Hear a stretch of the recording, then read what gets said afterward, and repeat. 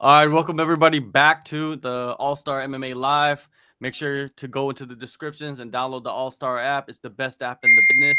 Bellator, One Championship, UFC, PFL, everything you need in the app for MMA, combat sports. It's on there. Go download it in the descriptions. This week we got, of course, the Bellator middleweight champion, Johnny, the human cheat code, Eblen. Johnny, what's going on, man? Chilling, man. Just had a relaxing day today. Took my dog to the dog park, chilled at the pool, ate some food, and now just winding down for the night. And then, because last night was a late night because of the fights, so tonight I'm trying to get to bed early and then getting back to training next week or tomorrow Nice, because it's nice. Monday. So got boxing and wrestling in the morning. Yeah, this weekend, man, is a wild fucking weekend, a wild show, and not even just the fights. There's wild shit going on outside the fight. So before we get into the fights, the main event, the co-main event, Champ versus Poirier, let's talk about Nate Diaz slapping old guys. Like this old man is like talking mad shit. Dylan Downs is there. You know what I mean? And Yeah, and yeah, Nate Diaz goes and just slaps the shit out of him, right? Like Nate Diaz yeah. is like, if he's at a show, he's gonna slap the shit out of somebody. It's just Somebody, like that's yeah. what happens, right? Somebody's gonna have something to say, and you know, he's a dude from the streets. So I mean, if you say something he doesn't like it, he's gonna put hands on you. So it makes Exactly. sense. But yeah, really, really interesting. I don't know. I feel like he's just like walking around looking for someone to like slap. Yeah. But yeah, it was weird because I guess like that guy that he slapped was like Dylan Dennis's striking coach or some shit, and he just like took it on his face like I guess kind of like a bitch. Because I mean, if I'm getting slapped, bro, I'm fighting you. But I mean, I guess he is older. Maybe he's not really much of a fighter, or maybe he doesn't like to fight in public. I don't give a fuck, bro. If someone puts hands on me, I'm putting hands back on them. But yeah, I thought that was really interesting. I was actually just I'm on this Discord, and they were like telling me about it. I thought that was kind of funny. I watched the video. I was like, damn, that dude just got fucking bitch slapped and did nothing about it. Really interesting, Yeah. like back and forth too. Like they're both kind of like chirping, talking shit, and the next thing you know, bop. You see, I'm gonna give you the perspective of a person that's not a fighter, Yeah. someone that doesn't fight, someone that can't like go in, like get contracted to fight somebody and get paid for it. I'm just give you that perspective. If I'm Yeah. not coach, right? First of all, I'm not talking shit to Nate Diaz. Number one, you're a fucking coach, right? You're not Yeah. a fighter. That's number one. And Yeah. you're kind of like a civilian, in this world of fighting. You're kind of like a civilian, right? Like I'm Yeah. like me. I'm a civilian in this world, so I'm not Yeah. gonna talk shit to Nate Diaz. But if he slaps me, like you said, it's the street rules. Like it doesn't matter like about Yeah. hands and feet. It's about grabbing a brick or something. You know what I mean? Like Yeah. you're gonna protect your manhood. But if I wasn't gonna fight him, I would sue the shit out of him. America's known for suing the shit out of people, right? And that's what Yeah. you should do. Nate Diaz is a fucking millionaire, a Yeah. millionaire. He got Yeah. lots of money. Look at his neck. He's wearing diamonds and platinum or whatever the fuck he's putting on his neck.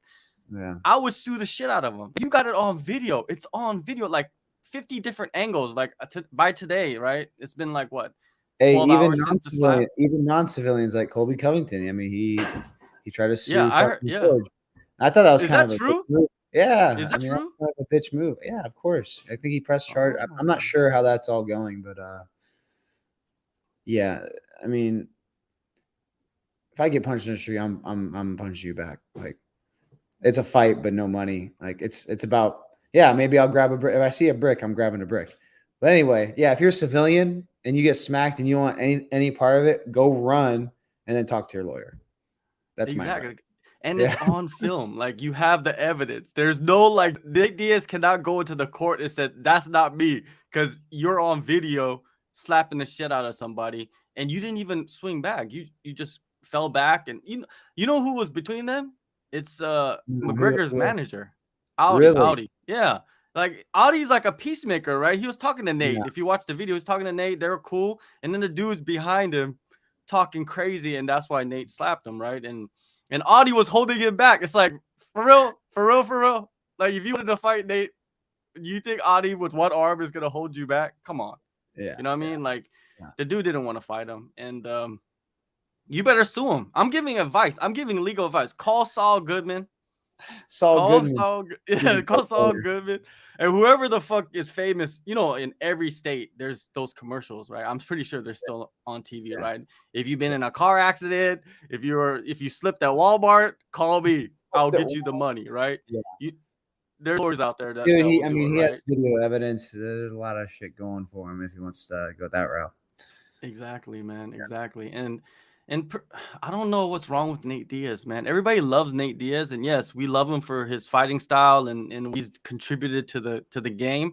Yeah. But dude is 40 years old, slapping people in the people. street, like yeah, it's like he never grew up. Exactly. It's like he's stuck, and it's not like he's not. I think he has kids and stuff. It's like, come on, yo, like you got kids. You know, like what are you doing? Like, don't you? He's acting like a kid, and he's a grown ass man. So it's like there's like no reason to, like if someone's talking shit, I'm not gonna slap them because they're just talking shit. It would have to be way more personal than that for me to slap somebody in public, especially on camera like that. So yeah, I feel like he's like living, I don't know, like a teenager, but is 40 years old. I don't know. He makes very interesting decisions, and like also when I watch his like interviews and stuff, he doesn't seem to like be all there at times. You know, he'll ramble and get off subject sometimes, and like some of his sentences won't make sense. So who knows? I don't know.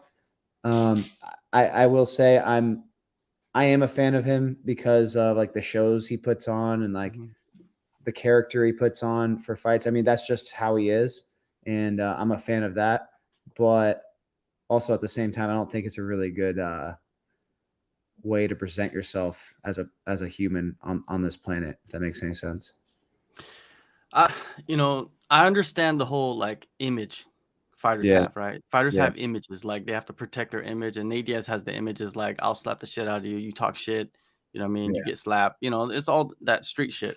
And if you compare it, let's compare it to like an extreme analogy, right? This is extreme. Like rappers, they're getting killed left and right. Dude just got killed in Houston, right? During a dice game talking shit. It's kind of like that. Do you know what I'm talking about? Like crazy. Yeah. It's crazy. Like imagine if someone had a weapon in that crowd. It's New York City, man. Yeah. Like you're gonna go, like that could happen. It could get to that point, right? Like someone is like, oh, Nate's here. Yo, go get the hammer. Go get the hammer. Like bad, bro. It could get to that extreme, right? Because if you're street, that's what street life is about, right? I guess so, bro. It's fucking, it can get scary. That's why I stay strapped. I try to. I don't always have a piece on me, not always, but I always have one near me, or I have my carry concealed in Florida. So usually I have one, but it's for that purpose because there's crazy motherfuckers out there that when they get scared or they get angry, that's where they reach for their piece, and that's how they solve problems. They don't think about, the repercussions of doing that type of shit, or maybe they think they're just going to get away with it, or who knows, or maybe that's just how they roll, and it's just fucking, they don't care if they go to jail and fucking serve like a life term or like, a bunch of years in prison and whatever. Maybe that's what they're about. I don't think it's very smart, but yeah, some of these motherfuckers just don't give a fuck, I guess, bro, and that's just the way they live. Yeah, it's dangerous, man. It's dangerous, especially in America, man. It's dangerous. Like we've seen examples of it constantly. I don't understand, like, if maybe they're not thinking about that. There's always the clout chasing. Like, there's always clout chasing. There's always guys out there like that want to prove something to somebody. It's like, oh, I'm Nate Diaz's biggest fan. Like, oh, there, like there's idiots out there like that, right? Like, there's fucking idiots out there, just dumb. Dude, people are stupid, and they'll do anything to get attention. And they'll go pretty far. I mean, I don't know, bro. It's just human behavior. Human behavior is interesting, and some of the shit I see people do just to get attention is pretty fascinating. I mean, fuck, I fight. I actually like fighting though. But it's like I literally fight for people's entertainment. Like I get in a cage with another human, and we both agree to fight each other, and we just like beat the shit out of each other for other people's entertainment, and that's kind of crazy, you know. But I like that I get paid to do it. I like training. I like getting better at my craft, and I like the publicity and like, you know, the eyes that are on me, and the show that I'm putting on. So, I don't know, dude. It's fucking. I mean, You've made a career. weird. There's a It's weird. difference. Yeah, I made a career out of it. But like, there's like little things that I see people do to get attention, and they're not getting paid to do it, or like, you know what I mean? Like, I don't know. I feel like Instagram and like TikTok and shit has actually made that to where they can actually benefit from it and get paid to do like things to get attention. Like I mean, there's literally chicks just like posting themselves like half naked and they get paid. Like, Yo, Instagram has gotten crazy, right? Like yeah, if you dude. if you get to TikTok, that hour, yeah, there's these like chicks that do TikTok dances all the time. Like, I don't mind like a TikTok dance like here and there. Like, sometimes it can be funny, but it's like literally there's like I've went through some accounts. I'm like, holy shit, all this person does, and I'm like, what the fuck? Like, what if TikTok deletes tomorrow or something? Like, if it doesn't exist anymore, like, what are you? Like, OnlyFans. Yeah. Well, actually, I had a friend. OnlyFans. I had a friend that he went viral on Vine, and then Vine got taken down, and then he like kind of took a break from social media, and then he ended up making a TikTok, and he blew that TikTok up because he's just like really good at like telling stories and making like about like his life and like shit that's going on in his life, and he's really good at like, I don't know, being a character about it and like telling the story, and he makes it funny. His name's actually Beer Bong John, or maybe he changed the name on TikTok, but I met him a few years ago, but it was like funny because he like told people like, watch, I'm gonna go viral on TikTok, and he did. I'm like, holy shit, like this guy understands the algorithm. He knows how to like fucking tap in there to get people's attention and go viral. It's fucking crazy. It is. It's crazy how all that shit works, man.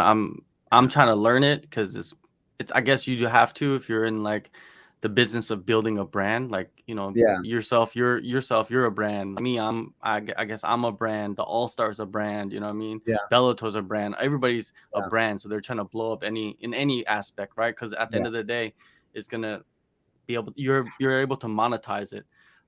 Yeah, it's wild, man. Maybe Diaz, he did that so he could blow up and monetize the slap, you know? Like, Not gonna lie, I was at dinner at Komodo, and I guess like Megan Fox and MGK were there, and like low key in the back of my head, I'm like, I should just punch MGK in the face, go to jail for a little bit, and I'll blow up a little bit more. You know, maybe I'll make some more money, maybe I'll get some more sponsors. Who knows? There'll be more eyes on me. There'll be controversy. I'm like, nah, I'm not gonna do it. But it's just funny. It's like I thought about it. I was like, man, I should just slap this dude in the face. you don't even have to slap him. You could just provoke him to just be like angered. Like G check him. I don't know. Yeah. Then I just for no reason. Like you just gotta go in and like go for it. Like go all in. Like smack the motherfucker. But yeah, I guess no, I would get prosecuted or whatever. He fucking, you know, put a charge on me or whatever. That wouldn't be fun. Definitely. Oh, so that's what I was thinking. I was like, yeah, I probably shouldn't do it. Yeah. Well, you should have went to him and be like, yo, you worship the devil. I'm a super Christian. Honestly, you know, he's low key like a cuck and a pussy. Like, oh, yeah. Yeah, that's some wild shit. I don't know too much about him, but I've seen him on like internet and stuff. But Megan Fox is hot, man. I wouldn't go that far to get a woman's attention. It's a little far. Too much. Or maybe I don't know. Let's jump into this main event, man. I think a few weeks ago we spoke about it, and you said that Israel was going to be just one step ahead, and he was, man. He was for most of the fight, man. He almost finished the fight in the first round. What else did I say? You said that you would be surprised if Pereira got a late knockout finish. Well, I said Pereira will only win by knockout, and literally that's the only way he could have won, because he can't. Even though Izzy's wrestling was trash, it was really bad. There's a lot of things he was doing wrong. Izzy's wrestling was trash. He was ahead on the scorecards, like striking wise, and like he also he hurt Pereira in the first, stayed ahead because he would mix up the wrestling and the striking, and then fucking dude, Pereira finished him in the fucking last round. I'm like, holy shit, because I thought Izzy had it in the bag. And one thing I did notice is like when Pereira was backing up after the grappling exchanges, he wouldn't throw very much. So it's like Izzy like found like a area where, like, if you get Pereira tired, and one good way to get Pereira tired is through grappling, because he's not used to grappling like that, and then you get him to back up, like, he doesn't strike really well going backwards, whereas Izzy does. So Izzy can strike well going forwards, but he also can strike well going backwards. I think the only thing that was a problem for Izzy was when he knew he was ahead and he was just trying to point fight, and he was letting Pereira come forward. That's when Pereira can fucking put your lights away, though. That's the problem. He should have kept pressuring him, kept wrestling him here and there, put him on the cage, and kept Pereira backing up. And I think that was the biggest mistake he made in the later rounds, and didn't capitalize, and kind of was like trying to cruise through the victory as opposed to, like, you know, pushing the pace still. So I think Izzy thought he was going to be slick enough to get by, and I mean, I thought he almost was, but then he just got clipped just enough to where the ref stopped it. So yeah, dude. Yeah, what do you think about the stoppage though? In a championship fight, man, I think you should let them fight. He was getting fucked up though. He wasn't returning any fire. If you watch the difference between Pereira and Izzy and Chandler and DP, like, I noticed when I was watching it, DP was catching, slipping, and throwing back and landing, even when he was getting hit and hurt. And like, I think it's really important that you do that when you're in instances like that, because if you're just bobbing and weaving and not intelligently defending yourself and not throwing punches back, it looks worse for the, you know what I mean? It looks worse for the ref. If that makes any sense. It's like if you're like dodging and weaving and fucking like throwing back and like landing, and you're both landing, you're in a good exchange. But if you're not doing much and one guy's fucking peppering you up, and he might throw 10 punches, but he might land like 3, but they might be 3 good enough punches, the ref might stop it. You know what I mean? So I feel like that was a good stoppage, because Izzy wasn't throwing anything back. He looked bad. He looked like he was getting hurt. Maybe he was still there. Maybe he could have got out of it, but the whole point is the ref to keep them from getting knocked out when they're about to get knocked out. But yeah, I feel his pain. I probably feel the same if the same thing happened to me, but yeah.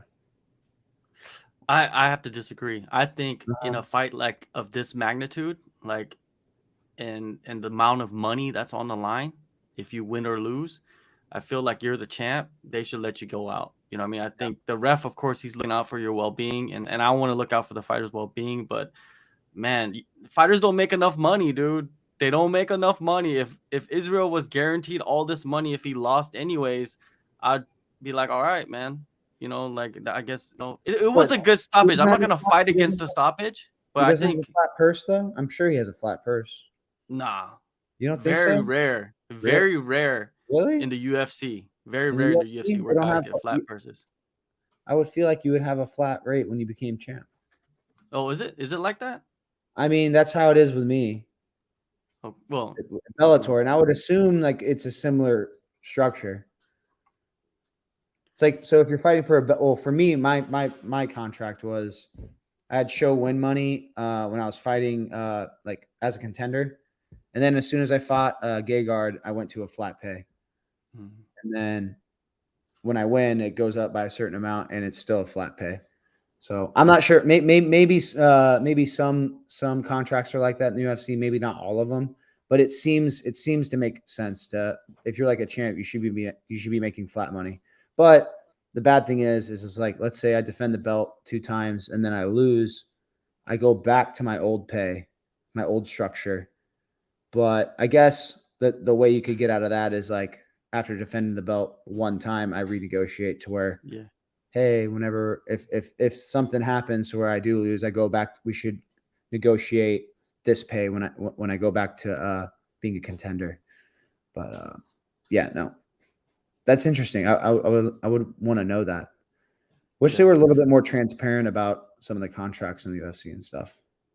Yeah, everybody's different, man. Everybody Yeah, has like which is weird, right? Which is all over kind the of odd. place. No one really Yeah. knows. So it's hard to have like a union, and it's like the guys that are in like the top 5% get paid so well. It's like they don't want to be a part of one, and then it's like I don't know, dude. It's crazy.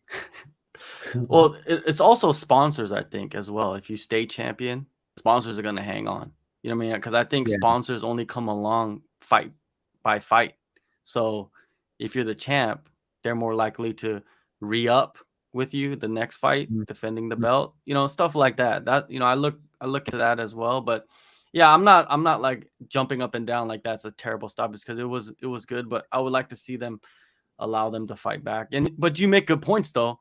He wasn't throwing back and he was just weaving and bobbing, which doesn't And he look was good in getting the hit. eyes He of was the getting refs. hit, Yeah. and like he was like, "Whoa, shit!" Like maybe you're still there, but like I know how it is because in sparring you'll get hit and you'll kind of be like wobble, but you're still there. But it's like intelligently defending yourself is like fighting back as well or advancing position. So staying on the cage and moving your head and getting hit here and there is not the right thing to do. You either got to clinch up, get the fuck off the cage and like get an open space to where you can move or fight back. And he was doing none of that kind of. I mean, I think he at the beginning he was, but then he started getting you start getting more and more punishment. And like, that's why I thought it was like a good stoppage. But I see what you're saying. If he's a champ, such a big fight, let him go out on a shield. Don't stop the fight until he's like fucking on the ground. You know, makes sense. Yeah. Was it the second or third round where Israel like took him down and kind of controlled him? Izzy or Yeah, Izzy took Izzy Pereira took him down. down, I think. Was it the second or third? I think it was the third. Third round, right? No, Pereira took him down. Pereira's takedown was actually clean. Yeah, he Izzy's went from the single to the double, right? Izzy did like a takedown off of Pereira's pressure, like he did like can't remember exactly, kind of like almost like a lat drop. It was like kind of like a lazy lat drop. Wasn't bad. It He wasn't used terrible. momentum, right? He used momentum, I Yeah, think. but like the wrestling technique wasn't really like great, but it's like he's an athlete and like he'll make things happen. He has decent body awareness, decent like athleticism, so he can pull some shit up. But there's like some things that I noticed that he was trying to do that he wasn't doing technically correct. Like I can I see noticed the one off the cage. What's that? I noticed that the single leg, the high crotch off the cage, he tried to put the leg in between the leg to lift him up, but he couldn't lift Yeah, him he up. tried that, didn't work. He was doing a few things wrong. I would have done a couple things differently. Also, when he had Pereira's back, he wasn't really he was doing good doing pressure forward like a wrestling ride. He was doing that properly. But anytime he would come back and he would try to do like a mat return, I remember he was trying to do like this, like there's like a couple mat returns I do, and like I don't know, he was just doing a couple technical things wrong, and it's why like it didn't look like good when he was trying to like mat return him. Yeah, I mean that's why he's probably just like learning this shit. Like he's learning how to impose his wrestling on people. But yeah, I mean I've been doing that since I was 4. Yeah, So it's a and difference. he's been striking since probably when he came out the womb. But Yeah. he probably could say some shit about my striking shit. You know what I mean? But yeah, it's just some of the transitions were sloppy, and I mean, besides that, I mean, I thought it was good that he was like implementing grappling in his game. It was effective because like Pereira seemed like he didn't know what to do, right? Especially when he had him on when he had him on his or like referee's position in like a wrestling. Yeah. He He had the has him wrist on control. force. Yeah, had wrist control. Pereira wasn't like rolling his wrist out. Pereira was kind of just sitting there, and then like also noticed Izzy like didn't understand like how to pressure his hips in and like fucking start teeing off.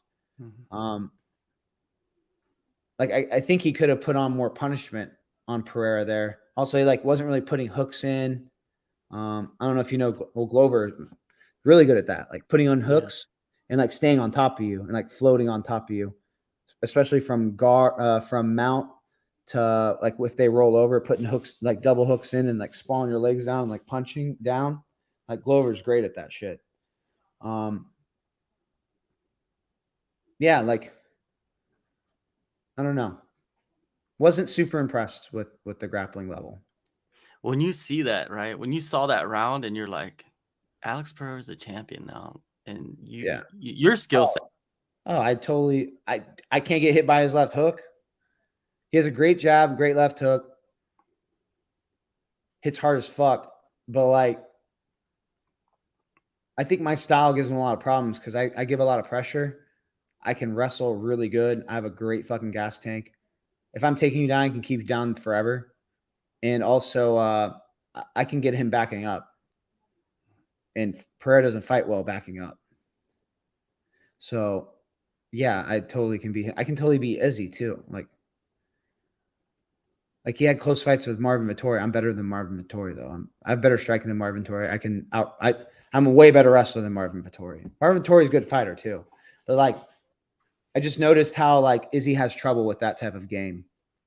Guys that have constant pressure, guys that can wrestle, mix it up. Yeah, dude, I think I can beat both of them. I think I can beat anybody in the world. I think I'm soon to be best middleweight in the world, and I'm just going to prove it by beating everybody decisively. Yeah, stylistically, you know what I mean? Like you always talk to people, you always talk to fighters and coaches. I do, yeah, at least about like wrestling and striking. And they always tell me wrestling, you can't close the gap against guys that have been wrestling since they were, adolescents. It's hard to do that, especially if they transition really well into MMA. And stylistically, that's why most of the time wrestlers are the ones that stay champion and become champion. If you look at the stats, right? And who was saying that recently? Bubba Jenkins was saying that. Like, look at the wrestling. Like, even American. He said he was even comparing American wrestlers to like Russian wrestlers. Look at the stats. Like, who's the champions? Well, a lot of Russians that fight are sambo guys. Yeah, usually not. I feel like the Russian wrestlers stay wrestling. It's interesting. I don't notice too many Russian like straight up like like Olympic Russian guys going to MMA. Maybe there's a few, but like not as many as sambo champs. There's so many sambo guys in MMA. But I will say this: it's hard to like catch ground on a guy like me. Like let's say like Izzy's trying to wrestle, trying to get better with his wrestling. It's really hard for him to like develop the skills I have. And same for me when it comes to striking. But the thing is I can mix up my wrestling and my striking to where my striking is more effective. Like Khabib did that. Islam Makhachev does that. Wrestling's a really big equalizer, especially in MMA. And like it literally like utilizing your wrestling can make your striking better because you can get a guy to think you're wrestling and then boom, you're coming up top with punches. Just mixing it up. That's why it's MMA. That's why like you don't have to, being a pure striker in MMA isn't necessarily the best thing. Like I think I'm a perfect case. Like really good wrestling. I'm athletic enough to be picking up the striking. I have good footwork, great cardio, and I mix it up just enough to where like, yeah, you might be a better pure striker than me, but this isn't a kickboxing fight. Like I can take you down. I can fake a takedown, get you thinking like I have to make you think about more variables when I wrestle you. And that's what equalizes the striking playing field for me. So it's like, yeah, you're a better pure striker, but here's my equalizer. Here's a little bit of wrestling. I'm going to throw in the scenario to mix things up in your brain to where you can't predict really what I'm going to do. You know who was really good at that? Who was a really good pure wrestler and then developed into like a solid like kickboxer, MMA fighter? Johnny Hendricks. Johnny Hendricks. Yeah. Before his downfall, right? But then he started knocking dudes out, and then like he just would strike, and then like also USADA came in the picture. So yeah. But no, his striking really came along. But yeah, he had a downfall after USADA, so I'm not quite sure if it was like gear that he was on or like, I don't know, bro. If he would have mixed it as he went, because man, I thought he was like perfect. In some aspects, he was just perfect. If he would have mixed the wrestling in a little bit more, because GSP had a very hard time against him, right? A lot of people thought he beat GSP in that fight. And I thought if he would have mixed the wrestling, watching that college, yeah. So yeah, it's interesting to see like who in that middleweight division is able to, because it seems like there's no like wrestler except for the guy that everybody talks about that hasn't even fought yet in the UFC, Bo Nickel. Yeah, but Bo needs more time, bro. He needs a lot more time. I've trained with him. He's good. Don't get me wrong, and he has a lot of potential. But he's so fucking green, man. Like so green. He has a lot of. He needs to put on more miles in the MMA realm. Like the motherfucker can grapple. He has the capacity to strike. He just needs more fights. Needs more experience.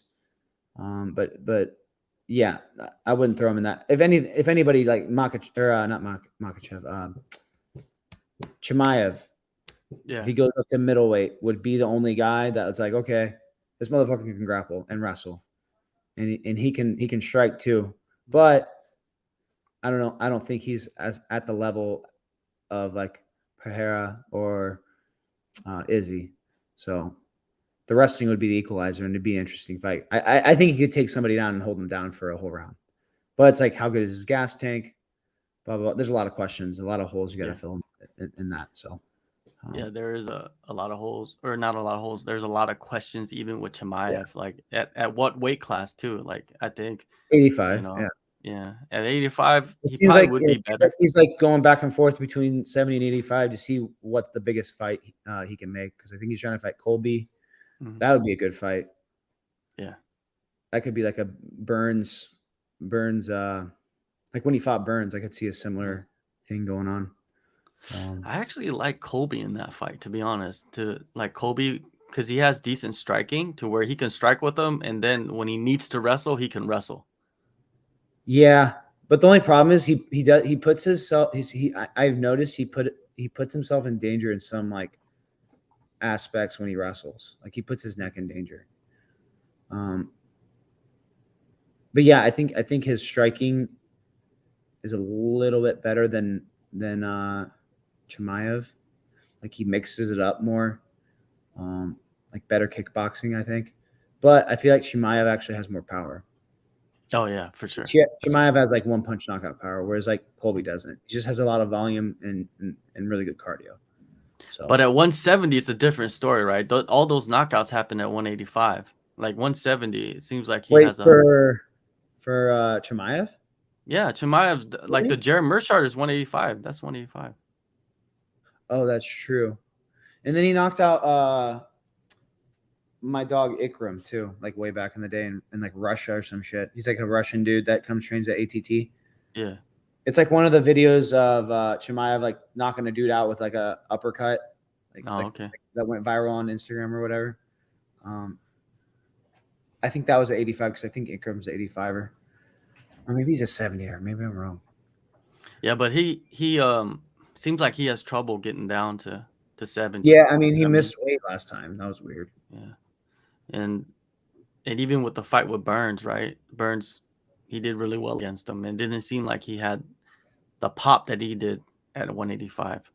So we'll see what happens with him. Maybe it's the weight cut, or it's sometimes it's like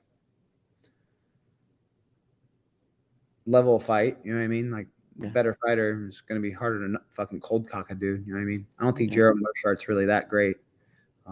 Gilbert Burns is fucking good. Yeah. But yeah, extremely talented. Yeah, so it's going to be interesting to see like what happens. But also another thing about the Izzy fight is like, did you see the big hole in his leg that he had leading up to the fight? Like on his right leg. Remember when he kicked him with the right leg and he fell backwards and he tumbled backwards? Yeah. Izzy had a hole in his leg? Yeah, he had a huge like it happened it like happened during the fight, or no, it happened during the camp, it looked like. Yeah, he probably had staph or something. Yeah, so that could be a factor as well, you know what I mean? Because yeah, dude, fucking who cares? People get staph, like you're sick. I fought one time. I fought and I was sick as fuck. I think it was actually the Colin Huckbody fight. I was like super fucking sick, and I was like, dude, fuck, I gotta fight today though. Like I just gotta show up. Like felt terrible. Had like I don't know if I had food poisoning or what it was, but I fucking showed up and I TKO'd him in the first. But it's like, dude, who cares? Like, got a hole in your leg because of staph. If you were sick all week, you were sick. I remember fucking DP was sick last week before he flew out to fight Chandler. You probably didn't hear shit about that. Even if he lost, you wouldn't hear shit about that. You know what I mean? Nah. And I don't think Izzy even said anything about it. No, he didn't say Right? anything Yeah. about So like, nothing. it's just fucking. The fight game. It's just part of it, man. Yeah, you're not Yeah. going to be 100%.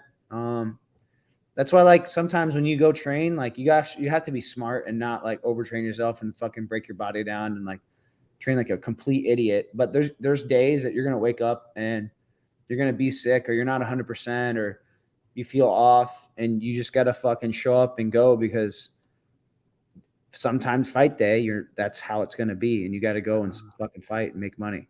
You know. Fuck yeah, you make a great point on that. I mean, that's my mentality. That, like, literally, there's days like where I slept terrible. I wake up and I'm fucking like, dude, I don't feel good, and I'm like, well, I gotta go spar a world champion in an hour. Yeah, I'm gonna go, because like sometimes this is gonna happen. Maybe I get nerves. I don't sleep the night before, have a bad weight cut, and you got to go fight the next day. I'm like, that's the scenario in my head of like, well, all right. Obviously, you can only do that so many times, so I try to make it to where I don't always do that. That's not always what's happening. Hopefully, most of the time, like 90% of the time I train, I'm fucking feeling great. Everything's going to plan. But then there's that little 10% where, like I just said, didn't get a great night's sleep, felt weird, didn't feel great, but I have to go spar a world champion and fucking just go and do it. Yeah, that's something that most people, they wouldn't understand. Like, I don't understand it. You know what I mean? Because if you don't experience like, bro, it, you don't know it. Stay home. Yeah, you'd be under the covers like this, like, get the fuck yeah. away from me, Yeah, motherfuckers. Right? Yeah. Let's switch gears to the co-main, man. Was that one of the most lopsided like title fights? Oh, it was so lopsided. So lopsided. I don't know, like it's weird, like how Carla Esparza, she'll win the title, but every title defense, it's lopsided. I think even the one that she lost last time, it was a lopsided actually Who title did she defense. fight last time? Rose, I believe. No, Joanna. I think she lost already. Yeah. I could see that though. Just fucking, she looked like she had she has a real hard time like striking, like a real hard time, like she like doesn't understand distance, and she gets like stuck in a distance where she can't really do much, and she's just getting fucking like bop bop bop chipped away at. And then like, I mean, she has good grappling, don't get me wrong, obviously, but people are like, these girls are getting better to where they're dealing with the grappling scenarios, either making a scramble, surviving the rounds, to where like DP does this a lot. You'll see him like fucking, he'll get taken down. He's like, well, all right, well, I'm just going to rest here a little bit, and I'm either going to get up at the end of the round and make a point, or I'm just going to wait till the end of the round, and we're going to be back on our feet the next round. But people are getting better at like dealing with wrestling. There's better camps that have wrestling coaches, that break down film or break down fights, to where like they're teaching you techniques to deal with like people that grapple. And if you don't, like I said, if you don't understand if you don't get good enough at striking to mix your grappling with striking, it's going to be hard to take people down. Another good fight to like refer to because of this is that one fight with Hooker. Who was the other guy that he fought? Paez. Yeah. Like, Hooker did a great job, like making it a scramble, got in a leg lock, ended up getting out. And then started piecing him up on the feet. And the next thing you know, the guy's just like, he didn't know how to mix his striking. He had no plan B at all. Yeah. So he was just fucking doing Eminari rolls and shit, and like scooting on his butt. I'm like, see, can't be a pure grappler in this sport anymore. Like, the UFC was mad, dude, when they were watching they that. They're like, what the fuck are you doing? And it was on pay-per-view as well. It was the opening fight. Yeah. They're just like, fuck. But I feel like these like, not every striker, not every fighter, but the people that make it to the next level figure out what they lack, and they work on that to where they can get back to their strength. So like, for instance, strikers, they can deal with the grappling scenarios and get back to their feet and get back in their striking scenarios. The odds of them winning goes up by a lot. So saw Weili's wrestling was really good. Like her ability to scramble during the takedowns to make it not to where she's just getting taken down off a double leg and like she's on her back and putting in guard. Like she's not accepting bottom, and she's creating scrambles to where she's on top or she's getting away from the whole situation altogether. So yeah, I think it's just like Weili's a different level, bro. And like and honestly, Joanna's camps are kind of similar, you know. When she used to fight, I remember she was working a lot on wrestling. So yeah, the level's just getting bigger and better. Weili, she worked a lot with Frank Hickman the last 2 camps. Yeah, like a lot of one-on-one stuff. It showed, right? Like yeah. I saw some of the techniques that Frank would teach her, and she was using it in the fight. She's a machine, dude. She was using some like collegiate wrestling shit. Like when Sparza was on the single leg and she like cut around and hit the corner. And, like I do that like every day. Like when we have like I'm literally gonna hit it tomorrow probably. I literally do it every day on like when we do wrestling drills and we work on like defensive like defending the shot. And that's like one of my scenarios that I get into to where like, okay, I break them down to my ankle to where my knee line's out.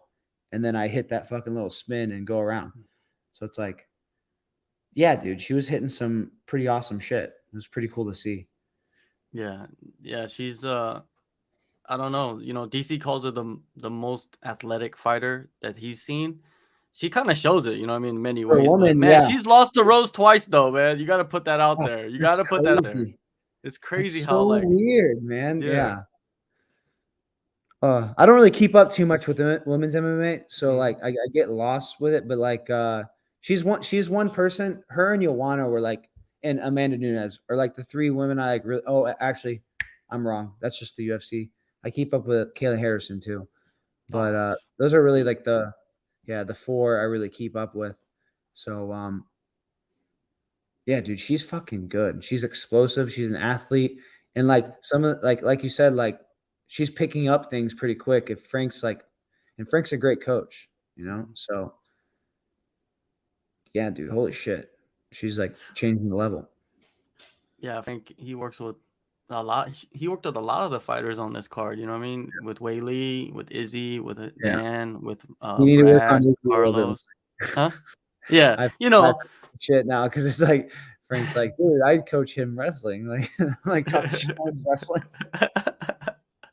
Sorry, Frank, you're still my boy. It is what it is. You know what I mean? It is what it is. You know, sometimes fighters can like. You don't know how much of the wrestling that they're working on as well. You know what I mean? Like I've seen it with my own eyes that Weili was working on. Like I was there for like 6 months, like ahead of the Singapore fight, and then part of what she was doing for this upcoming fight before she went to the States. And man, she was wrestling the dudes, bantamweights, featherweight dudes, you know what I mean? And hanging. So she's like gifted. She's just gifted, dude. So, yeah, some people have the capacity to like do it too. Whereas like her body frame, like she has a body frame to where it's like, yeah, that bitch can wrestle. Excuse my language.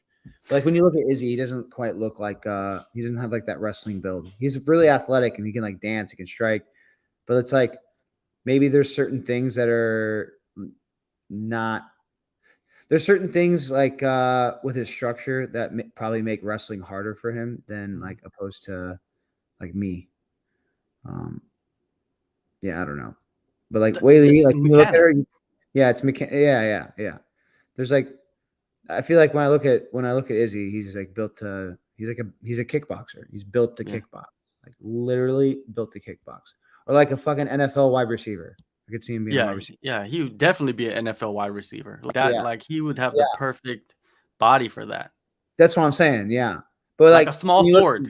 Maybe like a small forward. You know. Yeah, when I look at him, I'm like, not a wrestler though. When I look at Weili, I'm like, that bitch can wrestle. Like, yeah, you could put it on somebody. Yeah, like girls would, like women would come in, and I'll be like, and they're straw weights, and I look at them to the gym right at Bang Tao in Thailand, and they will come in and they're straw weights, right? And then I look at them and I look at Weili, I'm like, how are you guys even in the same weight division?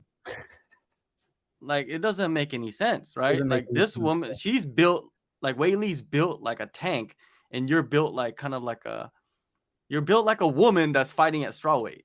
Yeah, you're built like that. You know, like we're not being sexist. I'm just giving you what I visually see. You know what I mean? And then when you get on the mat, you can see the difference. You see the difference. Yeah, I'm just letting you know you can see a difference.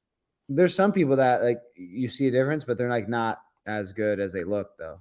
There's a lot of examples of that. There's you know, the eye like test is motherfuckers and like I don't know. Yeah. Like I don't look that physically impressive, but like I've gotten the comments like, Johnny, you're strong as fuck. Also, you have great cardio.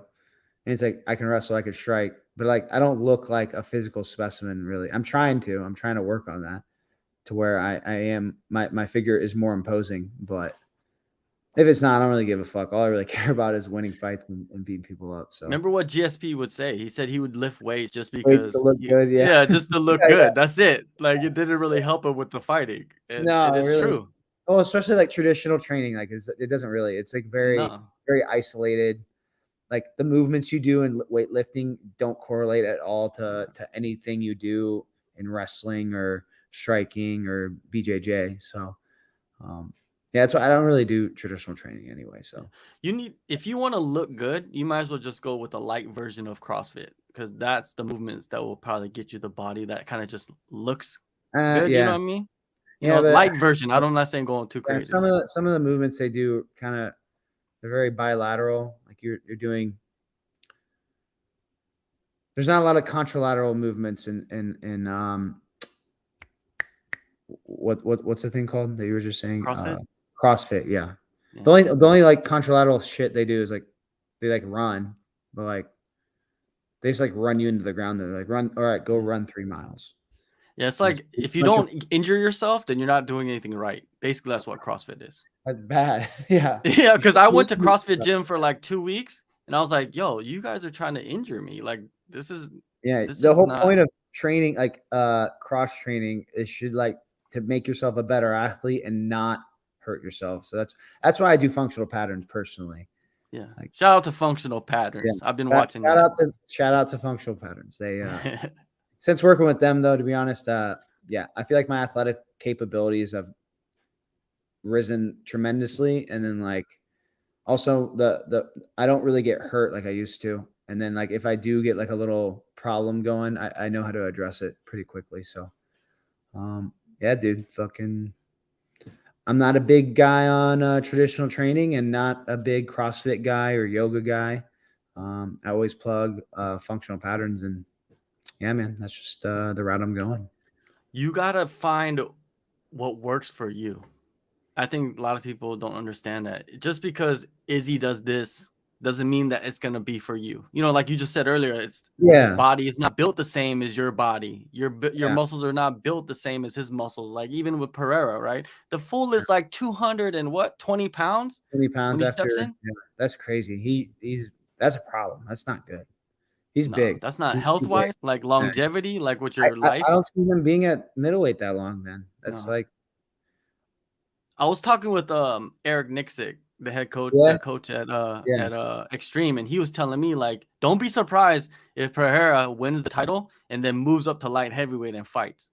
I could see him do that. I could see him doing that because he's just massive, right? He's big. He's a big dude. So big. He's bigger than Dominic Reyes, and Reyes fights at light heavyweight. Yeah, so he's big. Honestly, it'd be a healthier move for him, but I mean, he's fighting and winning at middleweight. Could probably do the same at I don't know. Like a guy like John or Blachowicz, I think beats Pereira because he won't be able to deal with grappling. And he's good at the clinch. Like even Glover, like that's his training partner. But Glover I think he would just cruise through. What cruise through? What? Oh yeah. That's his coach. Yeah. Most likely, right? Yeah. Most likely. Glover's my boy too. Yeah. Hey, Glover's one of the best, right? Like he's great. Yeah. Like, but one of my favorite fighters of all time. Like his story's awesome. I honestly want him to win this rematch and fucking just like peace out. That would be perfect for him. Oh, dude, that'd be and then just say Pereira, I give you the light heavyweight division. That'd be kind of cool. That would be kind of cool. Honestly, I kind of want that to happen. And then he fights Yuri again. Yeah. Like Yuri gets the title shot, but like off the loss. That would be a fucking storybook type shit, right? For their team. Because their team is so small too. Yeah, it's very small. I've been out there a few times. That's why I'm actually like, I'm cool with a lot of them, but like Pereira came in after I like left because I actually got injured up there, and like since then I never really went back, but I just kind of stayed at ATT. But Pereira came through to his gym after I like wasn't coming around anymore, and yeah, I never really met Alex. Don't really know much about him. I mean, I'm fucking impressed with what he's done in such a short amount of time. And honestly, like the whole like story you just put together, I feel like that would be pretty fucking awesome. Like, It would. I'm not a big hater, and I would hope that happens for them. That'd be pretty fucking cool. You know what I mean? So For sure. The next one, man, DP and Chandler. What a insane fight, right? And losing my I mind. think the biggest thing from that fight was the fish hooking. Oh, dude, and the snot like blowing on his face when you're on top. Dude, Chandler's kind of a dirty motherfucker, man. That's like fucked up. Like that's like unsaid. Like you're not supposed to do. Like obviously you're not supposed to fish hook. Yeah. Like that's illegal. And like fucking really blowing your nose on the guy. Like that's not cool. Like I know Luke Rockhold did that. What with Costa? Yeah. Kind of like rubbed his nose on his He was face. smearing them. Yeah. I wouldn't do that shit, bro. That's kind of fucking. That's fucked up. That's not cool. You know, like there's like an unwritten like don't do it.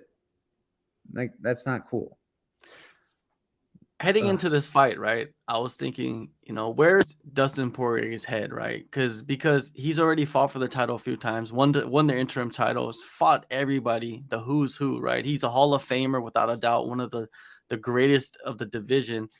And Chandler, he's just kind of getting started with the UFC, and there's still talk about him getting the next title shot if he beats DP, right? And I said Chandler's gonna go in there. He's gonna fight a little bit smarter than he usually does, right? He's gonna mix in his wrestling, and that's what he did. But it seemed like he gassed himself out wrestling, which was kind of odd. And then you don't think so? Nah. He was just too hurt. DP's just more accurate, hurting him. Chandler has a great gas tank. That's just how he fights. Mm-hmm. Like he'll look exhausted, but he'll just fucking have the gas pedal on. Boom, boom, boom. Keep it. Like watch his fights with Eddie Alvarez. Similar situations. Fucking wars and like going to the fucking bell, bro. Like I don't think he really gassed himself out. I just think DP. The biggest thing that happened on DP's end that he did well was when he got picked up in the third and Chandler was taking him down and trying to take the back. DP did the exact right thing. Chandler did the wrong thing and DP did the exact right thing to reverse him. Like he caught the hook. He ripped the hook out. out. The hook, but also Chandler should have went body triangle the other way. Yeah. Oh, like okay. when he was sitting behind him, he kind of had both hooks in. And what he tried to do was he tried to keep his right hook in, but what he should have done is he should have just went body triangle with his left leg because they were falling to the left, and you don't want to hook the body triangle on the side you're falling on. So he should have just took his left leg, brought it across Dustin's body, and went body triangle. But he didn't. Fucking got reversed. He didn't really have any control there. Like he kind of like he. Like it was partially like DP doing the right thing in the right moment because he caught the hook and like threw it off and like slipped through, but also like Chandler could have done something better there to where like it wouldn't have mattered because Chandler straight up had his back, but then just couldn't keep the position and got rolled through or got reversed. That and just I think DP's way more precise and throws a lot more combinations. He's so good at the fire. Like he's so good in the storm, right? He's precise and like he slips him. He boxes, whereas like Chandler like tries a slug. Like he's just fucking throwing winging punches sometimes. Like there's times where he's like very precise where he throws his punches, but then like when he gets in wars, I notice he kind of just like fucking bites down on his mouthpiece and fucking just wings from the over. hip. Yeah, from the hip, which is like DP even said in the post-fight interview, like if he would have thrown more straight punches, he probably would have hurt me more and probably maybe would have won. And I agree. That's why, like,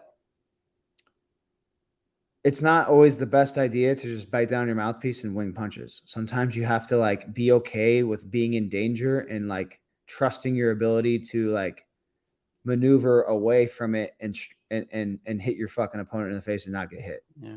So it's like, I think that's why DP's like so good in the fire. Like he'll take, first of all, he's not afraid to fucking take a few to punch you back, but also he's really good. He has good reactions where he's like in the fire, but he's like bobbing and weaving, rolling punches off and returning fire.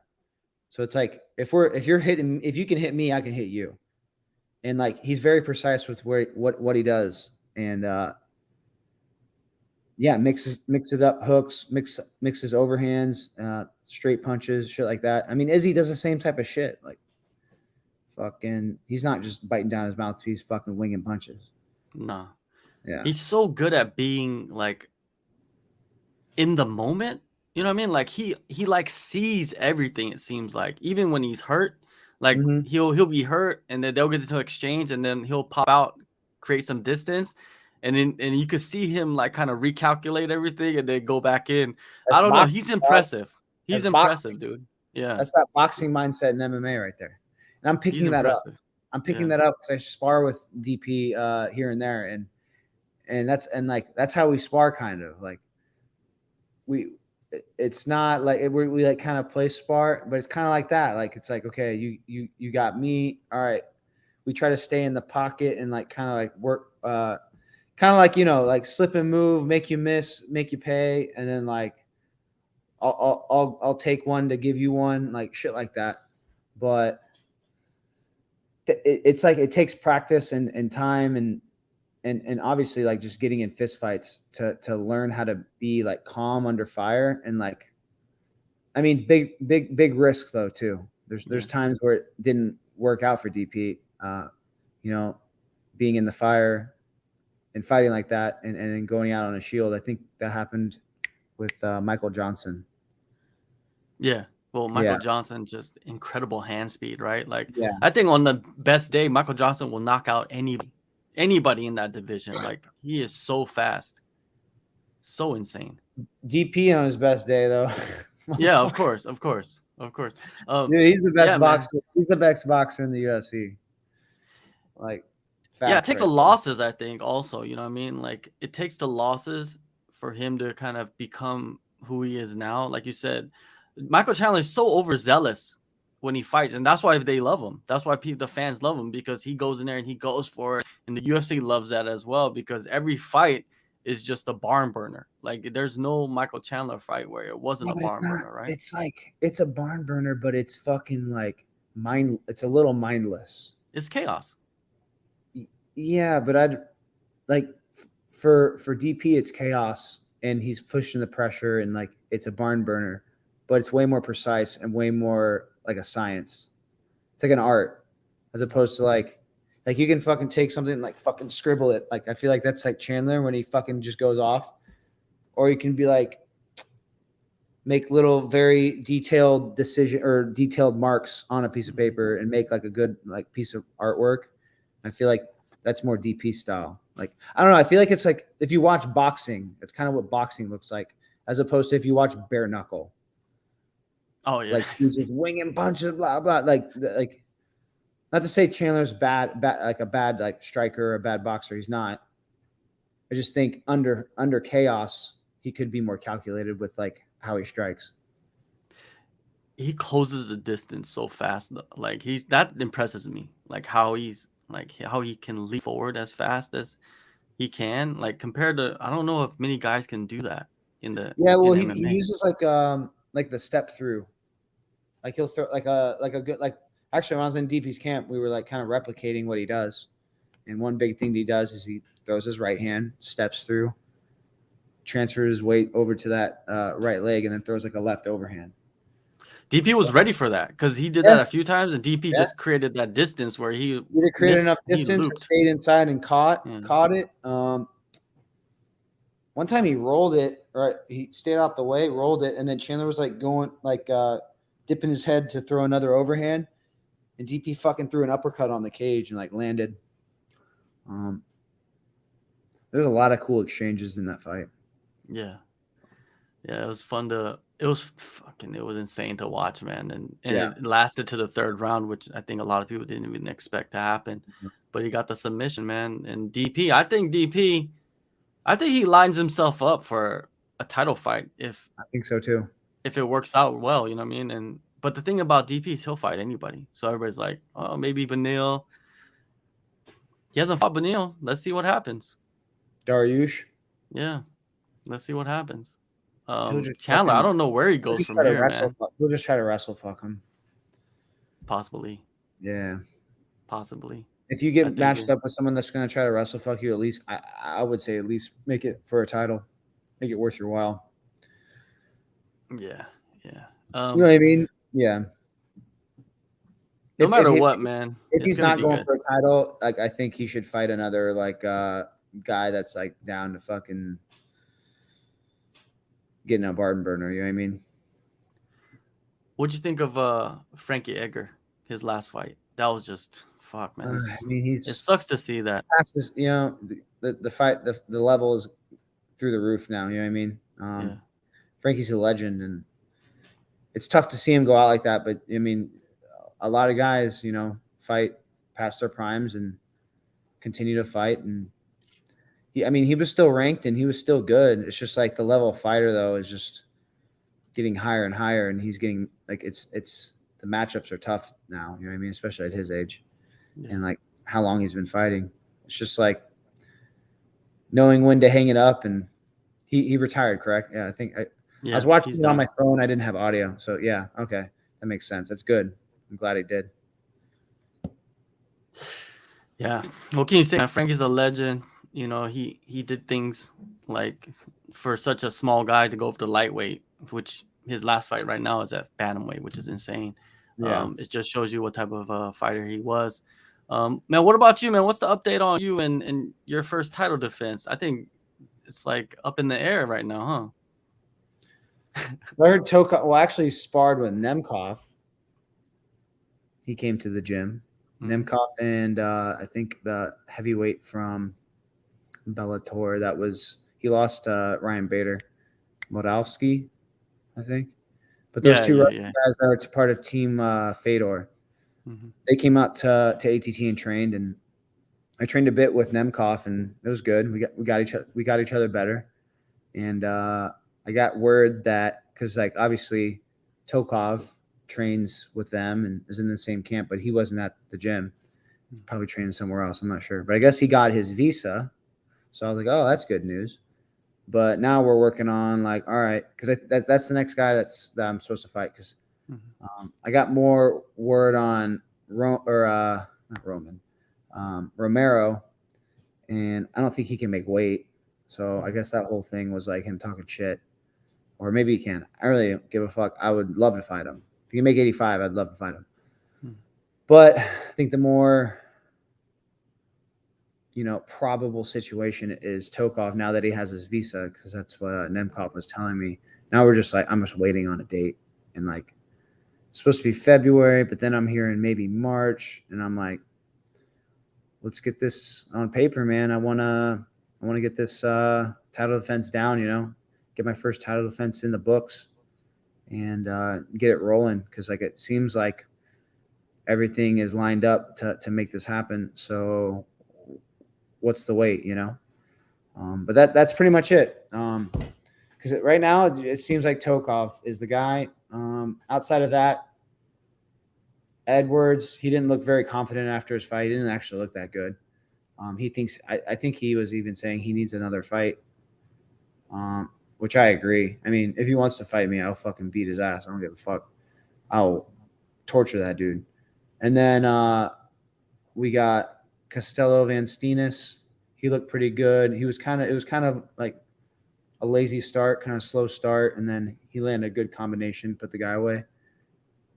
He looked pretty good, but he like hadn't fought in 2 years. He was like talking shit to me, saying he's like the next champ and that him and Gegard are the best. And I was like, bro, I just fucking 50-45 your daddy, so I could only imagine what I'd do to him. So, I mean, I'll fuck that dude up too, man. Like, no one is at my level in Bellator. So I don't care who it is. I'm ready to defend my title. Like I said, I think I'm up there with the best middleweights in the world. I just got to prove it.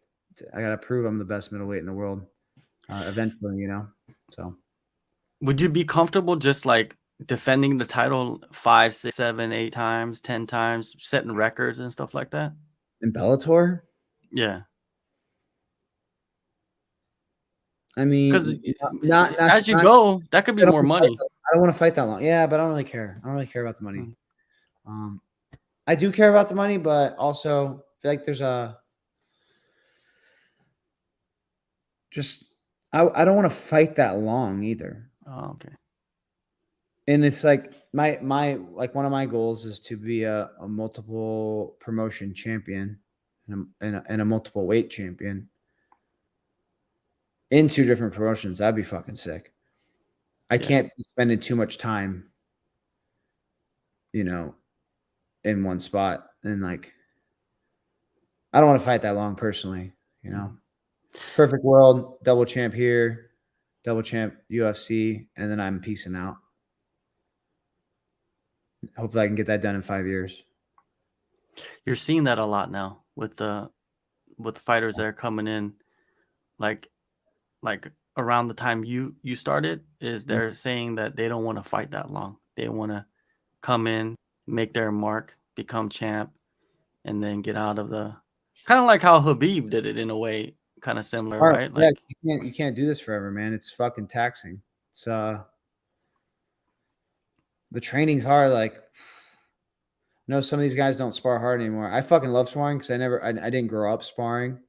So I feel like I have the brain cells to spar hard. So, and I fucking love it. It's so much fun. Like, fuck wrestling, bro. I just want to spar. Fuck grappling. Fuck pads. I don't even like pads anymore. I don't even like hitting the bag. I just want to spar. I like working like with like technique with my coaches and like pulling it off and sparring. But yeah, dude, I'm just a big fan of like getting better while I'm doing it. I'll still like continue to be a martial artist after I'm done fighting. And maybe I'll play spar here and there and like, bag work, work on technical skills. But I like to fight, dude. I'm still young and I like to fight. And while I'm in this spot in my life, I want to fight and make money. But then there's going to be a time where I'm like, I'm getting a little old. It's not worth killing myself over, Yeah, especially if you're not getting the fights that as frequently as you want it. You know what I mean? Because you don't want to just sit around and wait and wait and wait and wait. It just sucks. Shit, that's what I'm doing right now, bro. Yeah. I want to fight 3 times next year, but I really doubt that's going to happen as a champion. And with Bellator, because Bellator doesn't have that many shows. So that's another problem with Bellator. I wish they would have more shows so they can get more fights going and, just have more opportunities to fight each year. So I think that's one of the pitfalls for Bellator. They have only a certain amount of shows they have a year, and they have a list of fighters that they have to get at least 2 fights a year on their contract or something. And sometimes I think it can become a problem where it's like they're like backtracking to like, all right, who do we need to get contractually a fight, as opposed to like, what's the best next fight for us? So who knows? Maybe they'll do more of the Rise in Bellator shows next year. I mean, that's what they did with, but like they didn't put me on that. I'm like, why not? Yeah. I'm a champ. I'm Korean.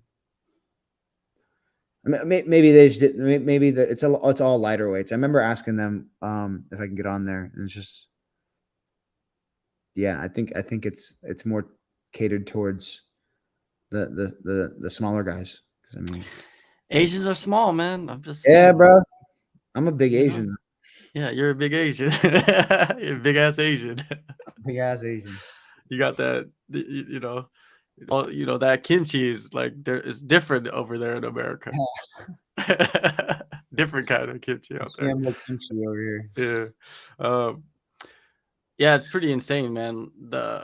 The trajectory you're on, you know what I mean? Because you see a lot of these guys that have these undefeated records that become champion as an undefeated fighter, and you're one of them, man. You're one of those guys. And you see a couple guys right now on their way up with undefeated records, you know, and in other promotions as well that Mhm, most likely will become a champion as an mhm. undefeated fighter, right? So the level is, like you said earlier about Frankie Edgar, the levels of this game, dude. It's whole, like I watched it with my own eyes, man. I started watching this in like heavily. I started watching it in like 2004, 5.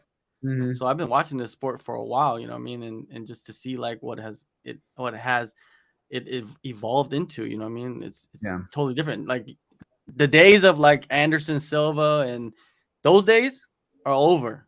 Like Yeah. you it's over. Those days are over. You're not gonna see that type of a reign anymore, Yeah, right? it's gonna be it'd be really tough. Like, especially being that one dimensional Yeah, and reigning for that long. yeah. You know, like it's gonna be a lot harder nowadays to have a reign like that. Just because the amount of skills you have to possess to actually like do that. You know what I mean? Like, fuck. And even like with with the wrestling, I think this is where wrestling comes back in, because if you have that wrestling base, it doesn't. I don't think it really matters like what country you're from. If you have that base from when you're a young kid and you're really good at it, and then you can utilize it into the MMA and then develop your striking. And nowadays, kids are starting their striking while they're wrestling.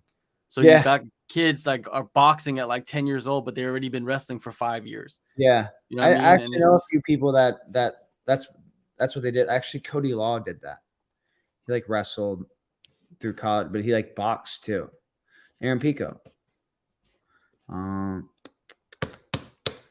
I'm not sure if Grant Dawson did that, but I know he wrestled a bit. He didn't wrestle in college, but I think he like took on MMA pretty early. yeah. Me, I was completely opposite. I literally learned how to strike as soon as I started doing MMA, like 6, 7 years ago. And Well, now it's it's like worked all I want to. out. Now it's Yeah. like all I want to do. Like, but I like when I spar, I mix. I'm always mixing. I'm always getting a takedown at least. You know, unless I'm giving somebody a look where they're just like, oh, this guy's a striker. I was like, all right, I'll just strike then.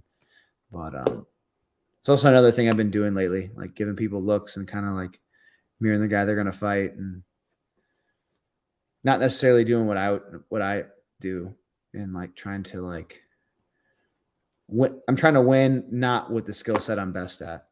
So I think that's another thing that's going to set me apart from a lot of other fighters. Who else you been training with? So George, obviously, Masvidal, DP. I've been training with Nemkov. I've been training with Roman Feraldo, Dalton Rasta here and there. Who else? Who else? Um,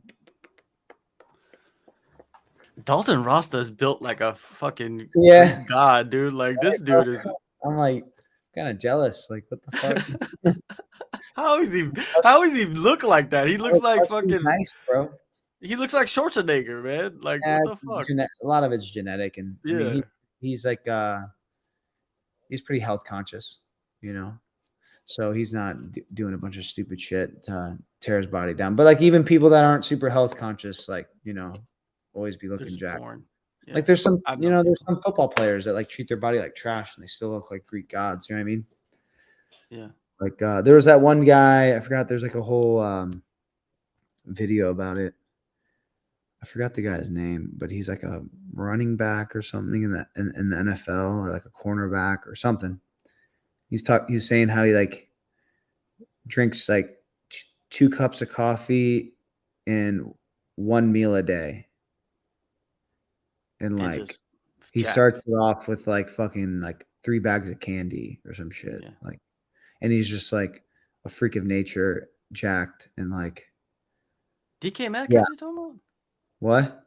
DK Metcalf? Yeah, I think that's right. I think that's right. You know who Yeah. else? You know who else was like that in college when I went to college? that's like a freak athlete that's super good at wrestling? Jaden Cox. I remember one time I was in the fucking, we were at the Matsy. So the Matsy is like the Missouri Athletic Training Center or something. Yeah. Because at Mizzou they had like a facility for all the athletes to like, we had our own dining hall, a weight room. They had a bunch of shit there, like a study hall there. But anyway, one day after practice, I was like cutting weight because I was like, I think it was my junior or senior year. Maybe it was my senior year. I can't remember exactly.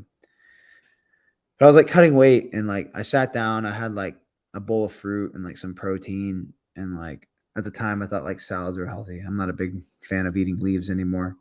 But at the time, I thought it was healthy. Anyway, I'm sitting there and like eating my healthy ass dinner after practice. And like Jaden Cox walks up and he literally has a fucking like cup, like this tall of a cup, like one of those cafeteria plastic cups, like clear, and it's full of Oreos and it's filled with milk. And he has a spoon and he's just eating Oreos and milk. And I'm like, what the fuck? I'm like, how? And like he's like a freak of nature and like super good. And like I remember he did like he would cut like a bunch of weight. Like he would cut like 10 pounds in like a day for like that's like abnormal in the wrestling world. It's normal in MMA because you only have to make weight once, usually like every few years or once like or a few times every year. But like during college wrestling season, you're making weight like once a week, at least, you know. So like this dude would cut like 10 pounds in like a day. But he would sweat a shit ton. But like his diet was like ridiculous. So I'm like, what the that's not even food. Like but like still competed at a super high level, still was like jacked as fuck. I mean, he's a Olympic gold. I think he's an Olympic gold medalist or a world Olympic or a world gold medalist. You know, one of the best wrestlers in the world. And it's like I don't think he's like that anymore. I'm not sure. I haven't really been around him. I haven't talked to him in a while. But I know in college his diet was trash and fucking what the hell. I mean, 2-time national champ. Jesus. Oreos out of a cup. I know, right? Like, what the fuck? You just like, why? You know what I mean? How? I'm over here like having to do every single thing right just so I can like, I don't know, fucking.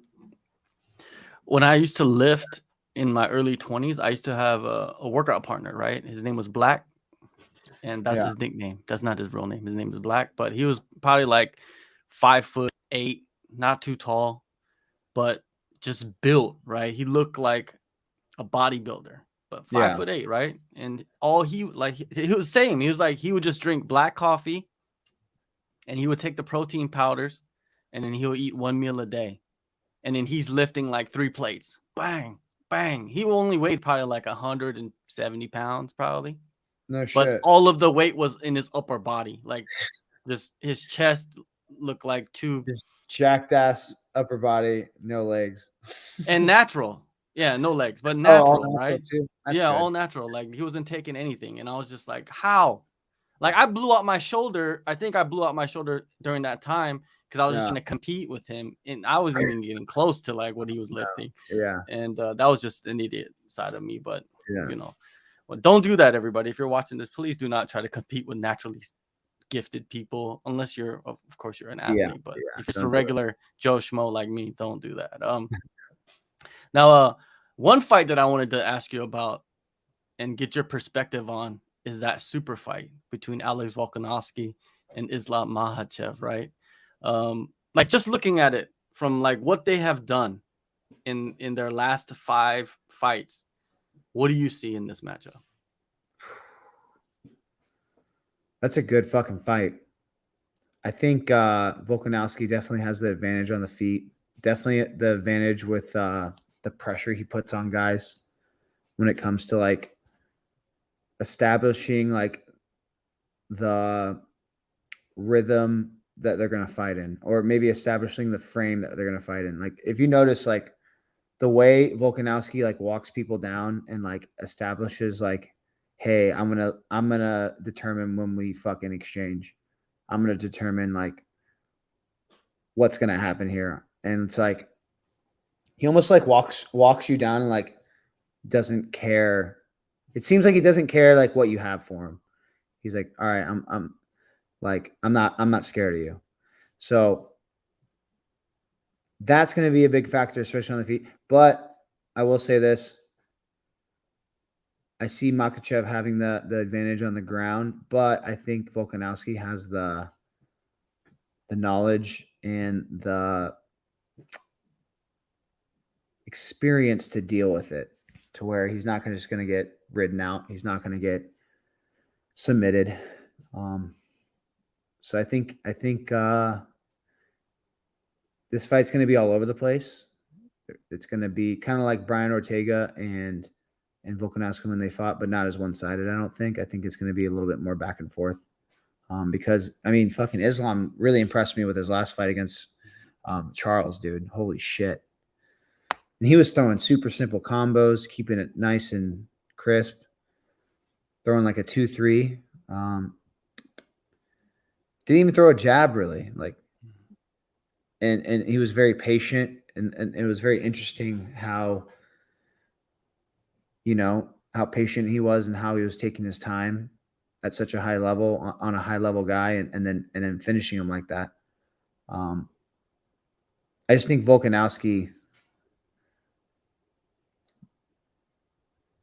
isn't like, it's not going to go like how Islam and Oliveira fought, because Oliveira is kind of like DP in a sense. Like, he has to get hit and hurt, and then he like starts fighting. It's fucking weird. I think Volkanovski is not like that, though. I think Volkanovski is really good at setting like a pace and setting a pressure at the beginning, and then building off of that. So we'll see. We'll see. That's interesting that you bring that up, because I've asked so many people about this fight, right? And they never talked about that. That What right were they there. talking about? They were talking about the normal, like, Islam is going to be just too big. He's going to be just too strong. And once he gets a hold of him, he's not going to be able to hang on the ground.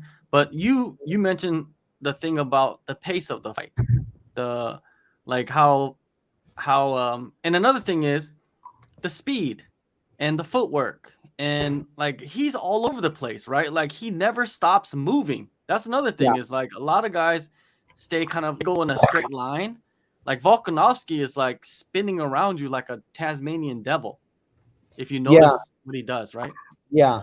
And it's like, there's certain guys that put a pressure on you, and it's like hard to get your stuff going. And as long as he has enough, like, as long as he like let's say, I think Islam's gonna take him down. As long as he can get away, get back up, cause scrambles, not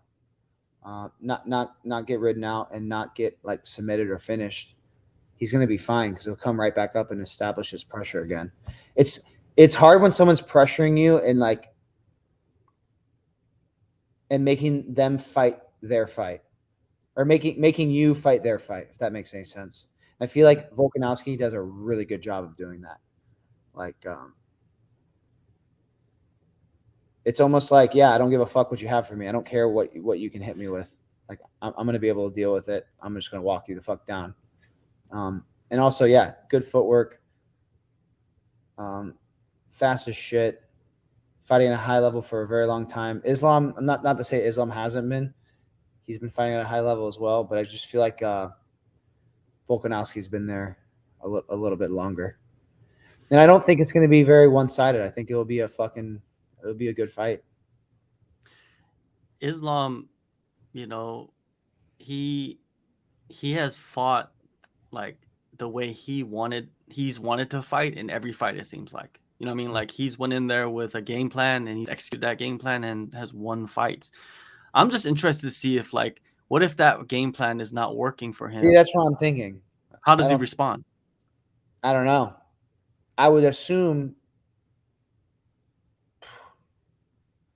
See, I don't know, because he's so good at like game planning and then like pulling off the game plan, and then like boom, it worked.